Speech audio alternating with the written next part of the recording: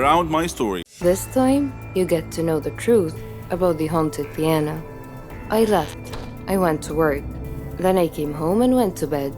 Everything was back to normal, just as I told myself it was. Music started playing again. That's when it hit me. This was not paranormal. It couldn't be. It was a cheap trick. Margaret must have programmed the piano to play itself. It was just a prank. A laugh at my expense. That's why the damn thing was free. I ran downstairs to solve the mystery once and for all. Like clockwork, as soon as my foot touched the bottom step, the piano stopped playing. I walked over to it, confident in my new theory. Upon opening it up and exploring all of it, I was surprised by what I saw. It was just a normal piano. Nothing extra was added in its creation to make it play on its own. My calmness was not calm anymore. I stared at the red wood and ivory keys before me and almost felt compelled to ask, "What are you?" Instead, I remained silent. This silence, however, was quickly interrupted by the sound of music as the piano began playing itself once again. I wanted to run, but fear kept me still. I watched the horror unfold.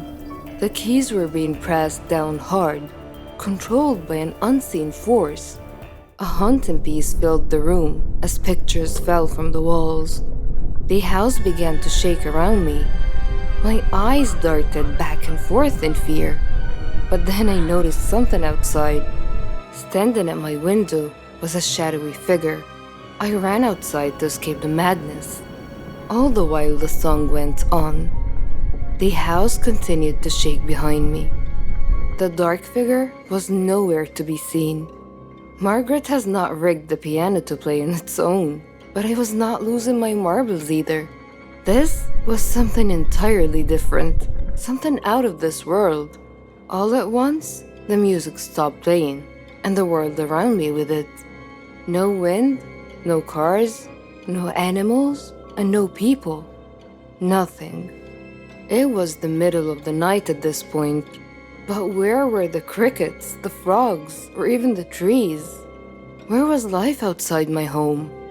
A little exploration revealed that I was truly by myself. Every living creature in the world had disappeared. What the hell was going on? Why was this happening? I returned home, hoping for answers, but instead, I saw an unsettling sight. It was so dark, I almost didn't see it. Standing completely still next to the piano was the same silhouette from my window. My body was shaking with fear, but the figure did not react. It was frozen like the rest of the world. The shadow was wearing a dark cloak, one that covered its entire body. At its face was nothing but pure darkness. I studied the figure for a few more moments before a familiar sound filled the room.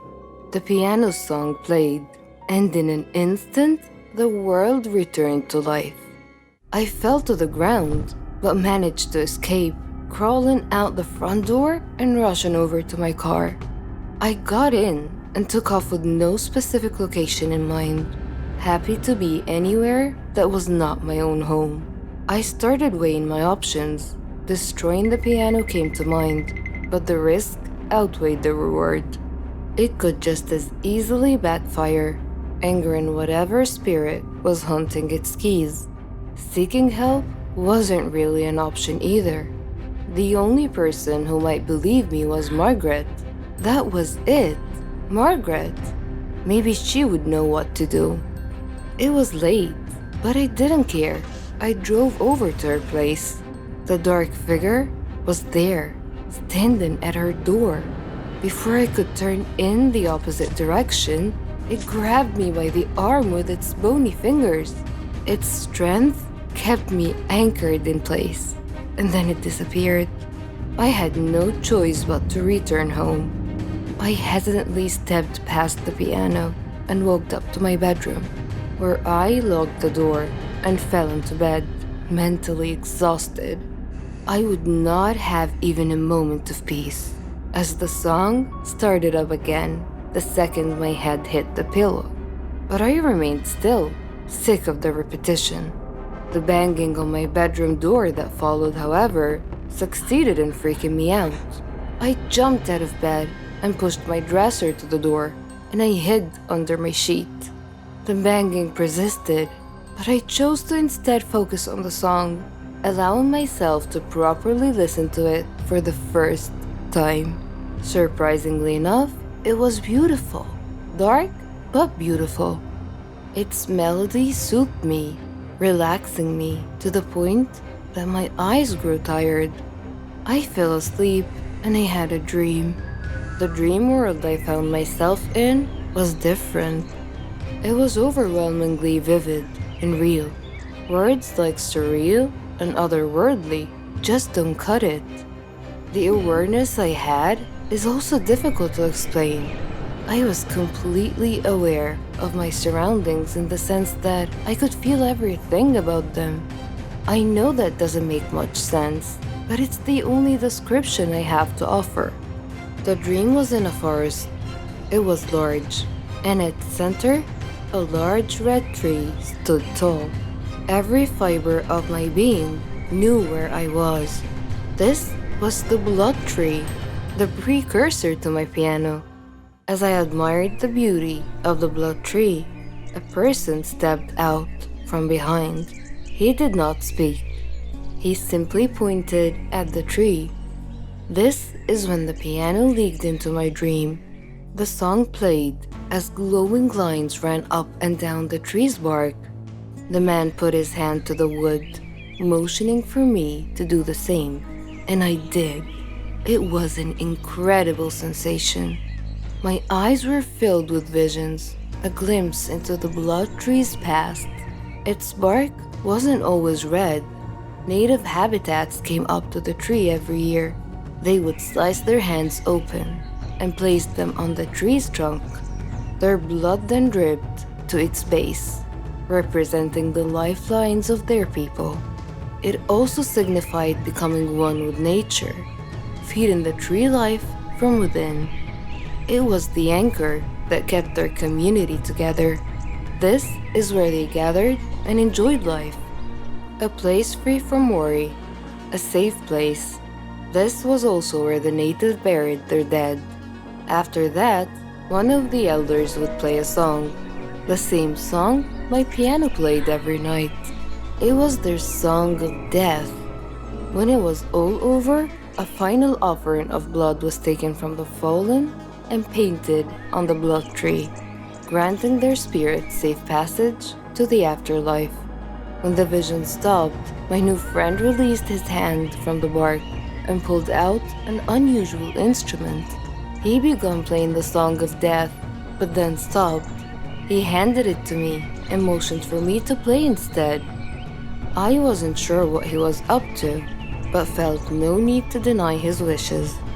With little practice, I was able to get the hang of the instrument and play the song. As I played, the blood tree began wilting, its bark changing from red to black. My friend was ecstatic. For one reason or another, this is what he wanted.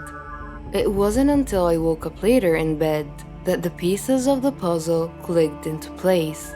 Margaret's grandfather had taken away the natives' headstone. He violated their connection to nature as well as with one another. The tree and its spirits had to be put to rest, and once and for all, there was only one way to do this.